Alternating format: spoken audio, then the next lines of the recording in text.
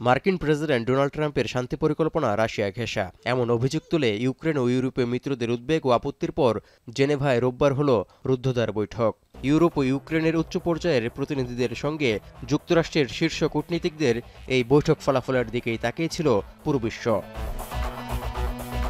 Russia Ukraine যুদ্ধবন্ধে বিতর্কিত ২৮ দফা শান্তি পরিকল্পনা প্রস্তাব নিয়ে হওয়া বৈঠক শেষে সংবাদ সম্মেলনে মার্কিন পররাষ্ট্রমন্ত্রী মার্ক রুবিও জানান, আলোচনায় অনেক বড় অগ্রগতি হয়েছে, ফলে দ্রুতই পরিকল্পনা চূড়ান্ত করা সম্ভব হবে বলেও আশাবাদ ব্যক্ত করেন mark Rubio.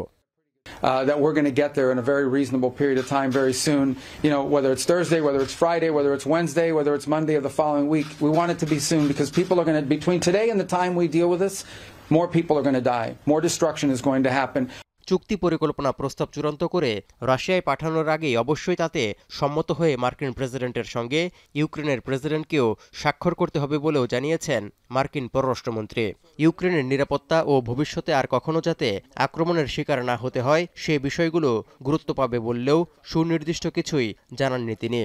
So we're working through making some changes, some adjustments in the hopes of furthering narrowing the differences and getting closer to something that both Ukraine and obviously the United States are very comfortable with. Obviously this will ultimately have to be signed off by our presidents. এদিকে ইউক্রেনকে Trump অকৃতজ্ঞ বলার পর জেনেভায় বৈঠক শেষে ধন্যবাদ জানিয়েছে কিয়েভ।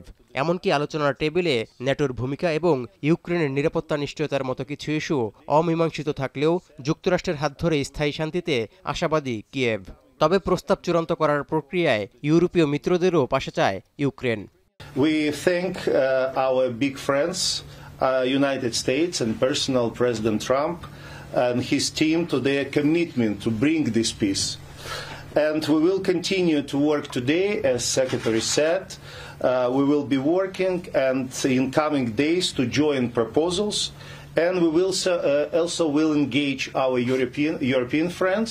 কিয়েভের দিকগুলো পুনর্বিবেচনা করায় প্রেসিডেন্ট ভলোদিমির জেলেনস্কিও মার্কিন প্রেসিডেন্ট ডোনাল্ড ট্রাম্পকে ধন্যবাদ জানিয়েছেন।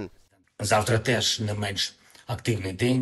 Інтереси України захищаємо і сила нашої позиції, сила нашої।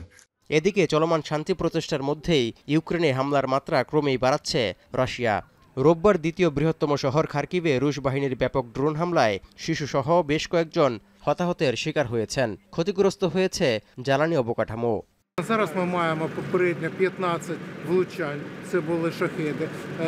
На жаль, ми маємо 3 людей, які загинули, 10 людей, які отримали поранення. Вышла на улицу, перепуганно рассказывает, что окна повылетали, и тут я слышу, опять шахед летит. Она говорит, снижается, начала паниковать. রোববার 24 ঘন্টায় ইউক্রেনের 148টি এলাকাকে আক্রমণের লক্ষ্যবস্তু করেছে রাশিয়া। এমনকি 3টি গ্রাম নিয়ন্ত্রণেও নিয়েছে মস্কো। এমন পরিস্থিতিতে মার্কিন শান্তি প্রস্তাব চূড়ান্ত করতে জেলেনস্কি খুব শিগগিরই ওয়াশিংটন সফর করবেন বলে মনে করা হচ্ছে। এছাড়া ট্রাম্প ও পুতিনের মধ্যেও বৈঠক হতে পারে বলে মনে করছেন বিশ্লেষকরা। তৌহিদুর রহমান, এখন বিশ্ব।